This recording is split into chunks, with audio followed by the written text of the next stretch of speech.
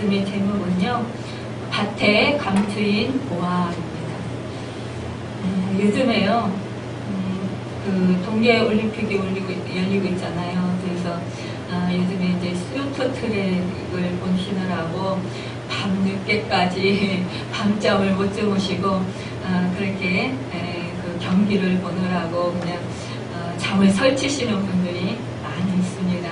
또한 우리나라 선수들이 그동안에 정말 각고의 피나는 그 노력 끝에 이제 그 세계적인 그런 선수로 출전해가지고 그 결실을 보기 위해서 우리가 정말 아주 그 마음으로 그 선수를 응원하고 또 정말 조마조마해가면서 그 다치지 않도록 또 그 경기를 잘해서 정말 금메달, 또 은메달, 동메달을 딸 수 있도록 그렇게 마음속으로 정말 전심으로 응원을 합니다.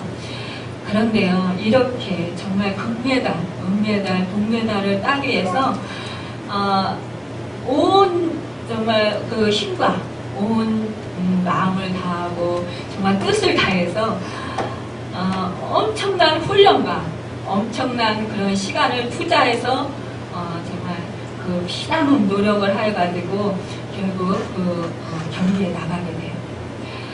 그런데 4년 동안 기다렸다가 경기에 출전했음에도 불구하고 이렇게 그 등수 안에 들지 못해서 메달을 따지 못하고 탈락할 때에 그 동안에 4년 동안에 그 각고의 그 피나는 노력과 그 고난을 이기면서 정말 그 메달을 바라보면서 그 참고 인내했던 그 순간들이 아마 떠오르면서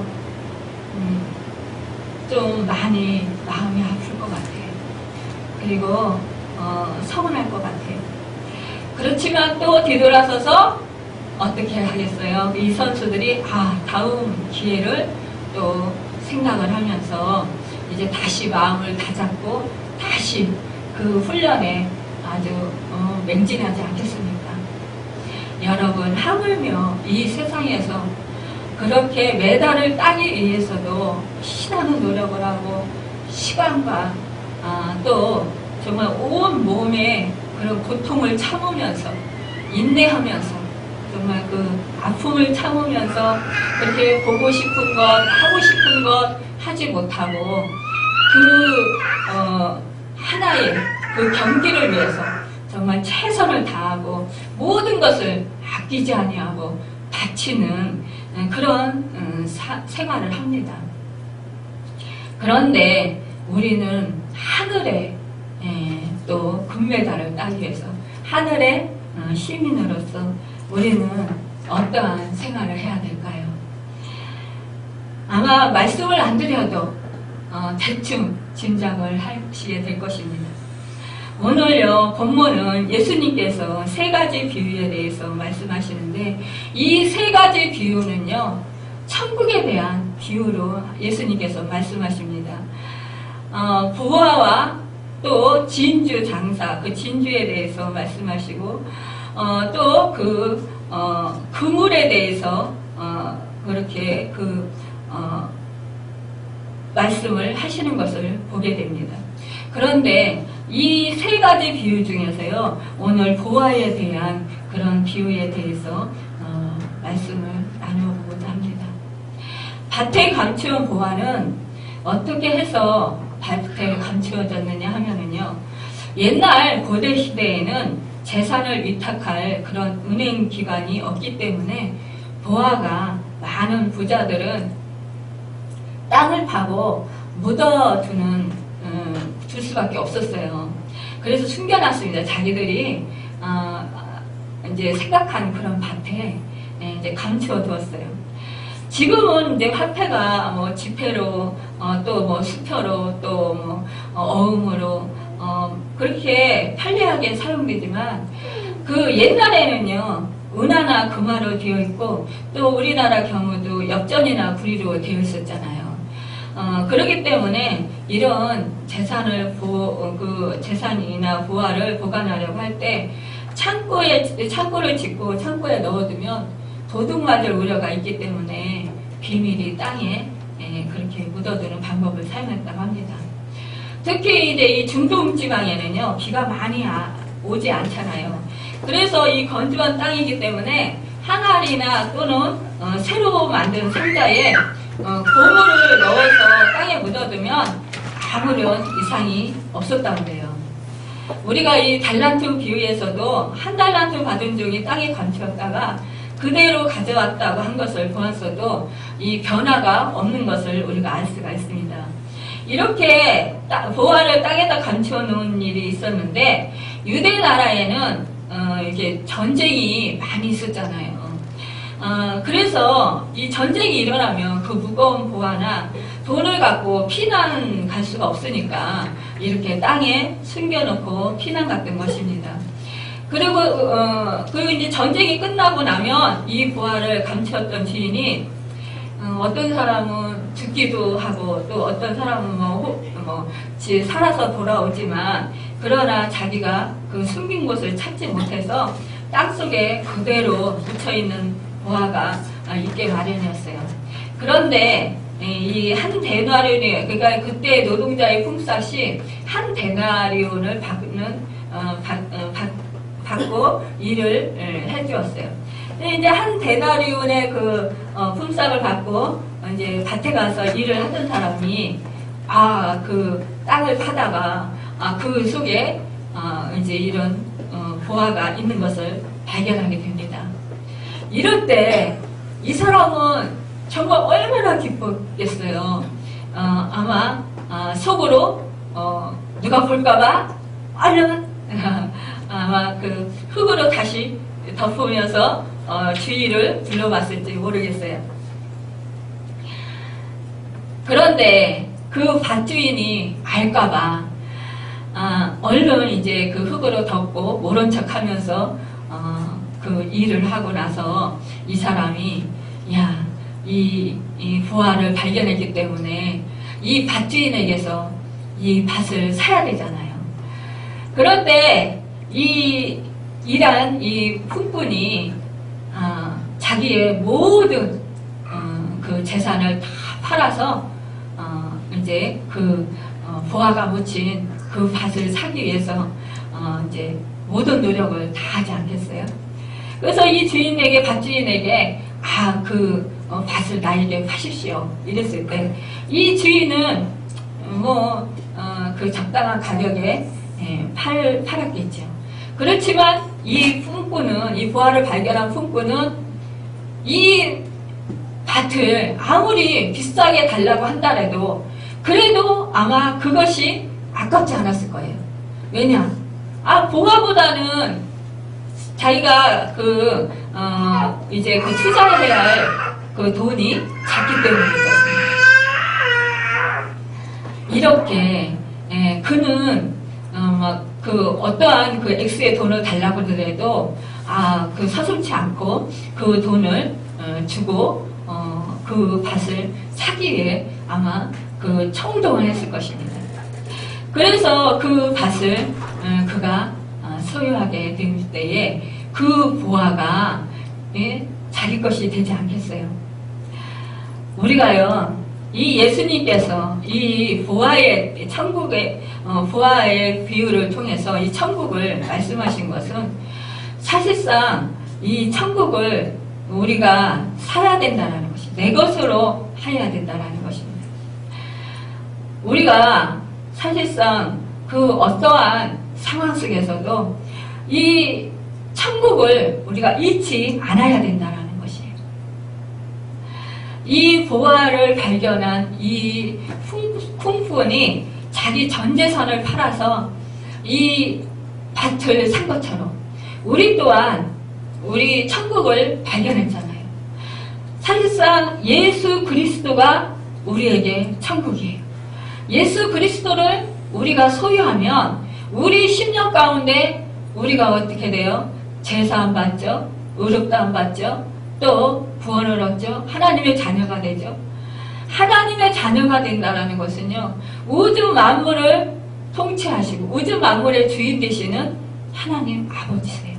그분의 자녀가 된다는 것은 그분의 권세와 능력이 나에게 임한다라는 거예요. 예수 그리스도가 하나님이시고 하나님의 아들이시잖아요. 그분의 이 권세가요, 예수 그리스도를 내가 모심으로 말미암아, 내가 그분을 영접함으로 말미암아 그분의 권세가, 권능이 나에게 임한다라는 것입니다. 또한 우리 주님께서요, 그 삼위이신 성령, 또 그 하나님의 영이신 성령을 우리에게 보내주셨어요. 그렇기 때문에 그 성령을 모신 사람은요, 하늘나라가 내 안에 지금도 임하고 있습니다. 사실상 우리가 죽고 난 다음에 천국에 가는 것을 생각합니다. 천국 가면. 그러나 이 땅에서 살아가는 동안에 내가 예수 그리스도를 구세주로 믿고 하나님의 자녀로서 천국의 기쁨을 누리면서 살아갈 수 있고 천국의 생명을 얻어서 내가 이 땅에서 살아갈 수가 있는 것입니다. 그렇기 때문에 우리는 그 천국이 소중함을 깨달아 알아야 될 것입니다. 사실상요, 많은 사람들이요, 그 시간, 또 명예, 권세, 또 지식, 또 물질, 이런 것들을 사실상 귀중하게 여겨요. 물론 그런 것들이 이 땅에서 우리가 살아가면서 다 필요합니다. 사실상 우리 믿는 사람들도요, 다 그 모든 것이 필요해요. 하나님께서 우리 인간에게 누리고 살라고 주셨어요. 너희는 이 땅에서 번성하고 너희는 이 땅에서 모든 만물을 다스리고 정복하라고 말씀하셨어요. 사실상 하나님께서 이 땅의 모든 것을 우리 인간에 누리고 살라고 주신 것이에요. 그런데 우리가 이 땅에서 그것들을 누리고 살지 못한다면 사실상 슬픈 일 아니겠어요? 하나님께서 주신 것인데. 그런데 그것보다도 더 소중하고 더 위대한 것이 있다는 것이에요. 그것은 바로 생명이고 천국이라는 것이에요. 생명을 잃어버리면 이 땅에서 아무리 부유해도, 아무리 명예가 높아도, 아무리 시간이 많아도, 내가 누리고 지식이 많아도 사실상 그렇게 평안을 누리고 기쁨을 누리고 천국을 누리며 살 수 없다는 것이에요. 마태복음 19장 27절에서 29절에 보면은요, 베드로가 이렇게 예수님께 물어요. 보소서, 우리가 모든 것을 버리고 주를 따랐사온데 그런즉 우리가 무엇을 얻으리까? 이렇게 예수님께 묻습니다. 그러자 예수님께서 내가 진실로 너희에게 이르노니 세상이 새롭게 되어 인자가 자기 영광의 보좌에 앉을 때에 나를 따르는 너희도 12보좌에 앉아 이스라엘 12지파를 심판하리라. 또 내 이름을 위하여 집이나 형제나 자매나 부모나 자식이나 전토를 벌인 자마다 여러 배를 받고 또 영생을 상속하리라 라고 말씀해 주십니다. 사실상 이 베드로가요, 아내와 같이 지냈어요. 그런데 이 아내를 버리고 자식을 버리고 그리고 예수님을 따랐다라는 거예요. 그런데 우리에게 상이 뭐가 있습니까? 우리가 보상받을 일이 뭐가 있습니까? 예수님을 따랐는데. 그렇기 때문에 우리에게 얻는 것이 얻어지는 게 무엇입니까? 라고 예수님한테 묻는 거예요. 우리가 사실상 믿음 생활을 하면서요, 그런 생각을 할 때가 있어요. 우리가 예수님을 믿는데 내가 지금 하는 일이 잘 되질 않아요. 하나님을 믿었으니까 하나님께서 도와주셔서 모든 일이 형통하고 잘 될 것 같은데 물질적으로 사업이 잘 되고 직장에서 정말 그 높은 지위에 앉게 되고 또 내가 하나님의 도우심으로 지혜가 충만하게 되어서 정말 뛰어난 그런 학교에 그 명문대에 간다든지 아니면 박사가 된다든지 이 세상에서 과학자가 된다든지 이렇게 지위가 높아지기를 원합니다. 그런데 아니 오히려 예수님을 믿고 영접을 했는데 오히려 내가 더 어려움을 당하는 일이 생길 수도 있어요. 그럴 때 우리는 실망하게 돼요. 내가 예수님을 믿었는데 하나님의 자녀인데 어떻게 이렇게 땅을 정복하고 다스리라고 말씀하셨고 하나님께서 번성하고 번성하고 복에 복을 주시겠다고 말씀하셨는데 왜 이렇게 어려움을 당하는가? 그러면서 회의를 느낄 때가 있답니다. 그런데 이렇게 베드로가 예수님을 쫓으면서 제자로서의 삶을 살면서 이렇게 회의를 느끼는 것이에요. 그럴 때 우리 예수님께서 말씀하시기를 영광의 보좌에 앉을 때에 나를 따르는 너희도 12보좌에 앉아 이스라엘 12지파를 심판하리라 이렇게 말씀해요. 예수님의 그 권세, 권능을 너희가 누리게 된다라는 것이. 또한 여러 배를 그 집이나 자식이나 전토를 벌인 자마다 여러 배를 받는다 그랬어요. 사실상 우리가요 지금 당장은 어려움을 당하더라도 사실상 시간이 지난 다음에 흐른 다음에요 보면은 하나님께서 정말 놀라운 축복을 해주신 것을 우리가 발견하게 됩니다. 지금 내 상태가 내가 지금 버려야 될 것, 또 하나님께서 보시기에 옳지 못한 그런 그 생각과 마음들이 있기 때문에 그런 것들을 하나님께서 이제 고치시기 위해서 그런 우리에게 연단으로 그런 고난을 허락하실 수가 있어요. 그렇지만 그 고난 가운데서 늘 하나님께서 이길 힘을 주시고 위로해 주시고 또 피할 길도 열어주시고 능력도 주신다라는 거예요. 또 공급해 주셔요. 우리 필요를 그때그때마다 채워주셔요. 우리 하나님께서는 우리를 그냥 고와 같이 버려두시지를 않아요. 우리와 함께 하시면서 하나님께서 공급해 주시는 그 은혜들을 누리면서 결국 이스라엘 백성을 광야에서 구름기둥으로 불기둥으로 인도하시고 또 만나와 메추라기로 먹여주시고 반석에서 샘물나게 하셔서 먹여주시고 또 신발이 헤어지지 않게 하시고 의복이 헐지 않게 해주셨던 것처럼 그렇게 우리에게 이끌어주시고 인도해 주신다는 거예요. 그 은혜를 누리면서 우리는 하나님을 더욱더 신뢰하게 되고 하나님을 의지하게 되고 더욱더 하나님을 믿게 된다는 거예요. 그러면서 우리는 하나님이 나와 함께 하시는 것에 대해서 감사하게 되고 또 더욱더 믿음이 성장하면서 하나님을 전적으로 믿고 의지하면서 하나님의 뜻대로 우리가 살도록 내 자신이 내 자신을 비워드립니다. 그러면서 결국 하나님의 뜻이 내 뜻이 되게 해주옵소서라고 기도하게 돼요. 결국 우리가요 그런 믿음의 삶을 살아갈 때요 사실상 내 생각이 틀렸고 내가 살아온 방식이 틀렸다라는 것을 깨달아 알게 돼요.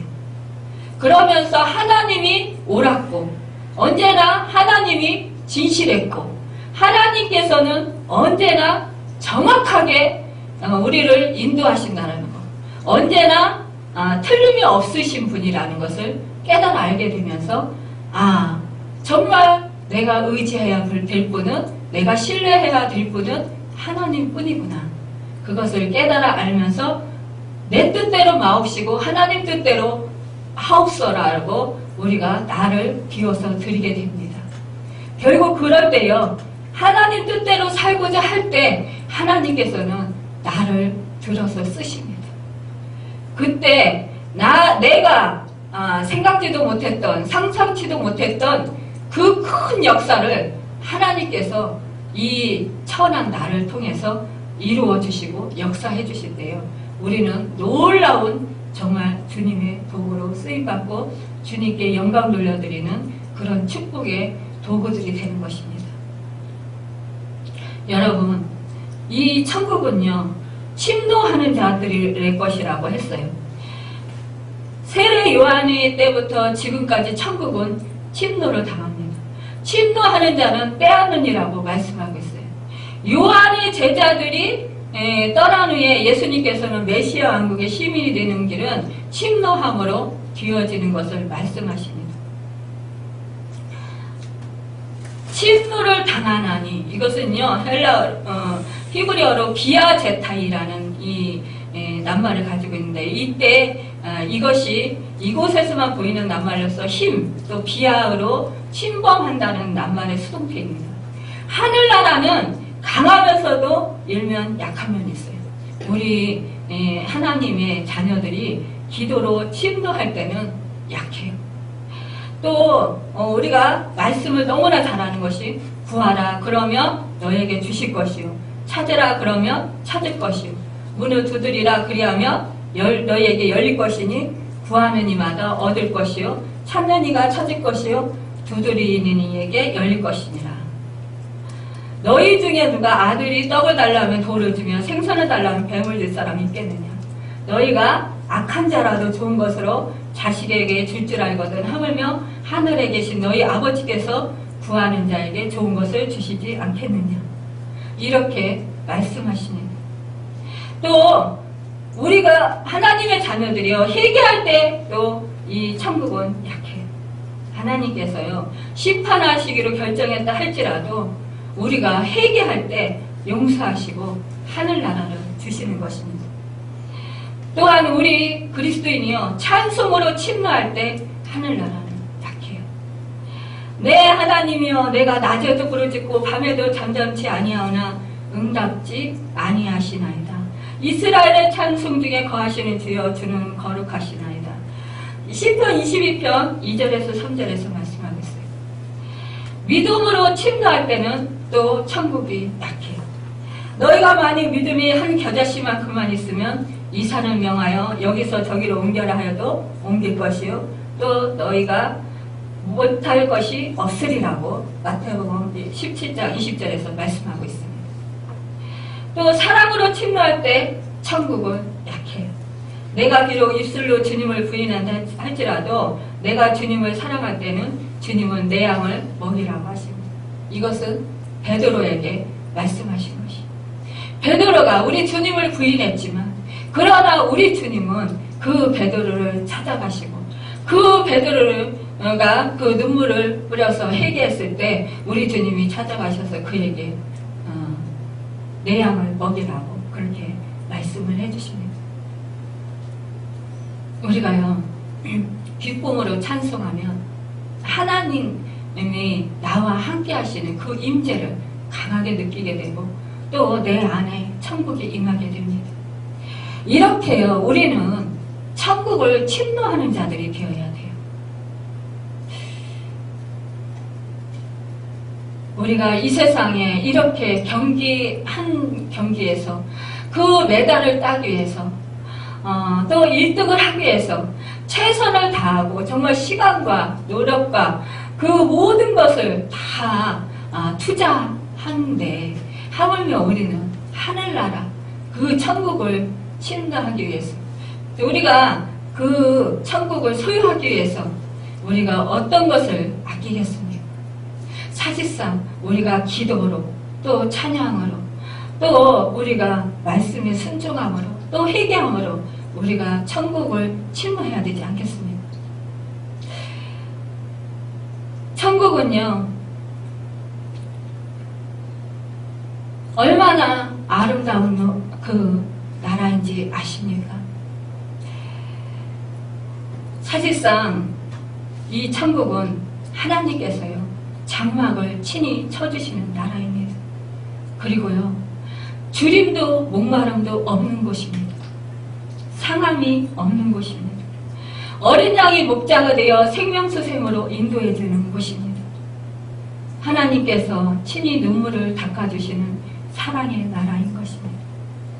천국은 새로운 나라입니다. 새 하늘과 새 땅, 또 나무도 새롭고 만물이 새로운 나라입니다. 아름다운 나라입니다. 천국은요 신부가 그 남편을 위하여 단장한 것 같이 아름다운 나라예요. 각종 보석으로 꾸며진 정말 아름다운 나라인 것입니다. 성곽은요 동북 남서에 각기 세무씩 진주로 된 12 문이 있고 아름답기가 그지없다고 요한계시록 22장 13절에 또 22절에 기록하고 있습니다. 지금 제가 이 말씀드린 이 모든 것들이요, 요한계시록에 기록되어 있는 말씀입니다. 또 성의 길은 맑은 유리 같은 순금으로 되어서 아름답기만 한 나라입니다. 하나님의 영광이 있어 아름다운 나라이고, 하나님의 장막이 사람들과 함께 있어 사망도 애통함도 복하는 것도 아픈 것도 없는 정말 생활이 정말 그 아름다운 곳입니다. 이곳에서요, 이 땅에서 여러분, 야곱은 말했어요. 바로 앞에서 수고와 슬픔뿐이었다. 또 모세가 노래했습니다. 이 땅에서는 수고와 슬픔뿐이었다. 여러분, 이렇게요, 우리가 이 땅에서 살아가면서 사실상 아픔과 수고를 겪습니다. 고통을 겪어요. 이것은 우리의 인류 조상인 아담과 하와가 선악과를 따먹음으로 말미암아 이렇게 우리 인간에게 죄가 대물림 되면서 우리 인간이 그 수고하고 땀 흘려야만 먹고 살 수 있게 되었기 때문입니다. 우리가 잘 알다시피 여자는 해산하는 고통을 겪습니다. 요즘에는요, 여자나 남자나 다 나가서 맞벌이 부부로 정말 일을 해요. 사실상 점점 살아가면서요, 과학 문명은 더욱더 발달하고 더욱더 세상은 정말 좋아졌는데, 의학이 발달하고 의술이 좋아져서 정말 수명은 연장되고 더 살기는 정말 편한 그런 세상이 된 것 같은데요. 편리한 세상이 된 것 같은데, 그런데 사실상 우리 인간들에게 더 힘이 부족하고 또 평안이 더 부족하고 또 더욱더 그 고단한 그런 삶을 살아갑니다. 많은 사람들은요, 뭐 과학 문명이 발달하고 의학이 발달하고 이제 정말 고도의 그런 그 신세가가 펼쳐지니까 이제 앞으로 살기 더 좋은 세상이 올 것이다라고 생각을 합니다. 그런데요, 우리가 자꾸자꾸 의술을 개발하면 개발할수록 점점 우리가 알지 못하던 그런 무서운 병들이 우리를 침범합니다. 자꾸자꾸 생겨나요. 그래서 또 다른 그 병을 잡기 위해서 신약을 개발하고 또 그것을 또 좀 잡았다 하면 또 다른 신종의 또 바이러스가 생기고, 그러면서 우리 인간은 끝없이 계속 고통 속으로 몰아가고 있습니다. 사실상요, 지금 우리가 이렇게 의학이 개발되고 이렇게 또 많은 신약들이 개발되어서 정말 의술이 발달되었지만, 그러나 우리 인간이 해결하지 못하는, 안치하지 못하는 그런 그 일들이 얼마나 많이 있습니까? 여러분, 이렇게요, 우리 인간은 끊임없이 이 땅에서는 고통을 당합니다. 그러나 우리가 이 땅에서 천국을 누릴 수 있는 것은 우리가 주님을 의지하고 또 주님을 우리 안에 온전히 모셔드리고 주님의 말씀 따라 우리가 순종하며 살아갈 때입니다. 우리가 성령 충만할 때 우리 안에 내면 속에 그 누구도 빼앗지 못하는 천국이 임하는 것입니다. 그 천국이란 의와 희락과 화평인 것입니다. 평안함입니다. 우리가요, 이 땅에서 아무리 부귀영화를 누리고 산다 할지라도 우리 마음 안에 평안이 없으면 그것은 모든 것을 다 잃어버린 사람일 것입니다. 그리고 이 천국은요, 이리어가 양과 함께 거하는 곳이고, 표범이 어린 염소와 함께 눕는 곳이고, 송아지와 어린 사자와 살찐 짐승이 함께 있어 어린아이에게 끌리는 곳이며, 암소와 곰이 함께 먹는 곳이고, 젖먹는 아이가 독사의 구멍에서 장난하는 곳이고, 젖된 어린아이가 독사의 굴에 손을 넣는 것입니다. 해함도 없고 상함도 없는 마치 물이 바다를 덮은 같이 하나님의 사랑이 충만한 것입니다. 이것은요, 이사야서 11장 6절에서 9절에 기록되어 있는 말씀입니다. 여러분, 이렇게요, 예전에 인간이 그 죄를 범하기 전에 하나님께서 인간을 창조하셨을 때요, 아담과 하와를 창조하셨을 때 그 에덴 동산에는요, 이렇게 그 아담이요, 모든 짐승들에게 사자도요, 이름을 지어줬어요. 아담이요. 그리고 함께 놀았어요. 그런데 우리 인간이 죄를 지음으로 해서 그 에덴 동산에서 쫓겨난 것입니다. 그런데 지금 우리가 그 에덴 동산 같은 그런 천국을 누리고 살 수 있는 것은 오직 주 예수 그리스도께서 나의 그 모든 죄들을, 원죄들을 다 십자가에서 청산해 주신 것을 믿을 때, 믿는 자에게 그 천국이 임하는 것입니다. 왜냐? 예수 그리스도께서 십자가의 그 구속의 은혜로 내 죄를 청산해 주셨기 때문에 내가 죄사함 받고 의롭다함을 받아서 하나님의 자녀가 된 것이기 때문입니다. 그래서 하나님과 그 닫혔던 그 관계가, 끊어졌던 관계가 다시 예수님으로 인해서 이어졌어요. 그래서 주님의 그 사랑과 하나님의 사랑이 내 안에 흘러 넘치게 되는 것입니다. 천국은요, 풍요로운 나라예요. 요한계시록 22장 2절에 보면은요, 오염되지 않은 생명수의 강이 풍요로운 나라이고요. 또 모든 것이 풍요하기만 해서 날마다 12종류의 가시를 맺는 맺으며 그 풍성한 그 열매를, 생명의 열매를 그 천국에서 먹게 되는 것입니다. 또 천국은 항상 하나님과 어린 양을 배울 수 있는 나라입니다. 어린 양은 누구입니까? 예수 그리스도입니다. 보좌에 앉으신 하나님과 그 어린 양 예수 그리스도 앞에서 항상 섬기며 그의 얼굴을 뵙고 그곳에서 항상 예배드리고 찬양드립니다. 천국은요, 우리 그리스도인들이 함께 세세토록 왕노릇하는 곳이고 등불과 햇빛이 필요 없는 광명한 곳이에요. 왜냐? 하나님의 얼굴빛이 너무나도 찬란하게 밝기 때문에요. 그곳에는 다른 햇빛이나 이런 빛이 감히, 달빛이 감히 나타나지 않기 때문입니다.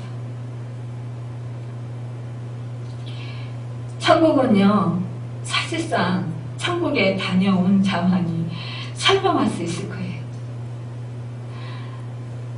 저는 꿈에서인지 생시에서인지 정말 그 2번인가 3번인가를 이렇게 갔다 왔는데, 제가 한 8살, 7, 8살 정도 되는 것 같아요. 흰 드레스를 입고 제가 여러 번 간증했을 것입니다. 그 아주 빛이 찬란한 그곳에요. 정말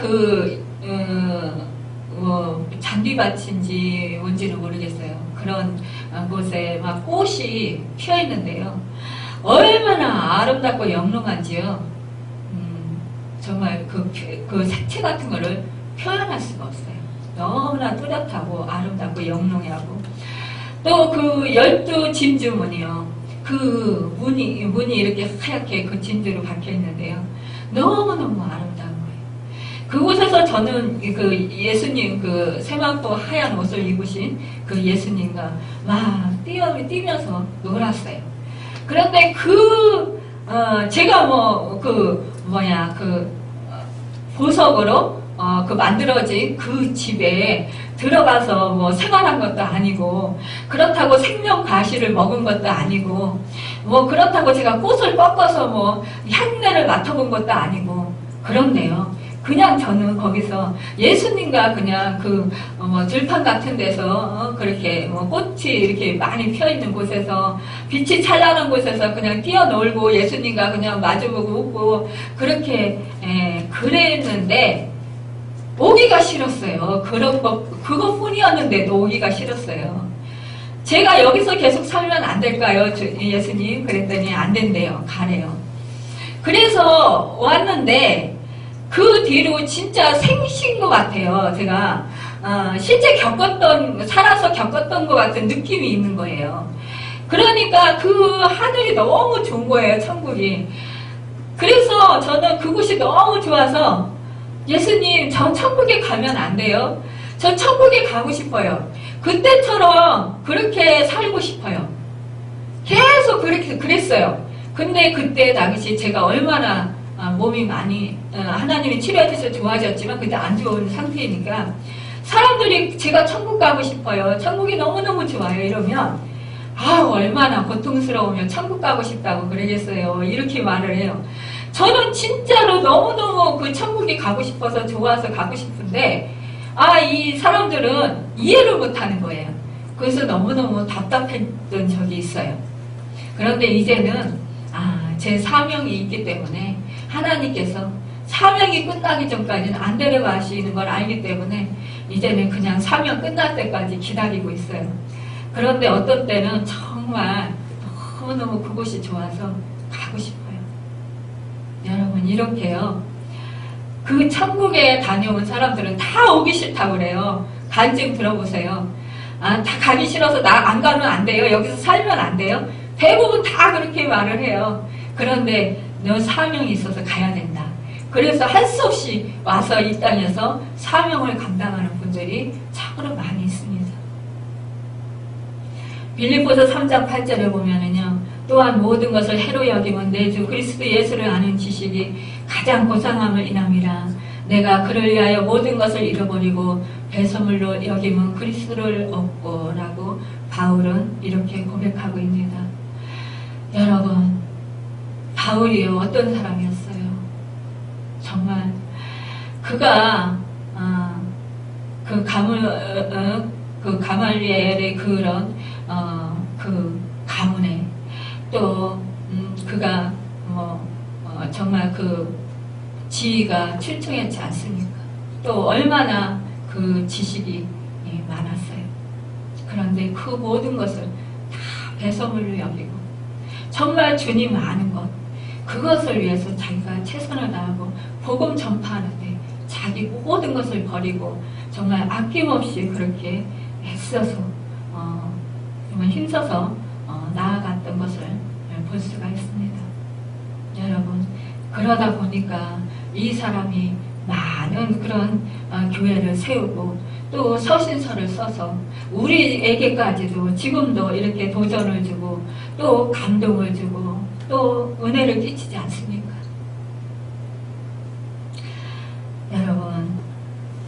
여러분이 정말 이렇게 천국의 소중함을 깨달으시길 바랍니다.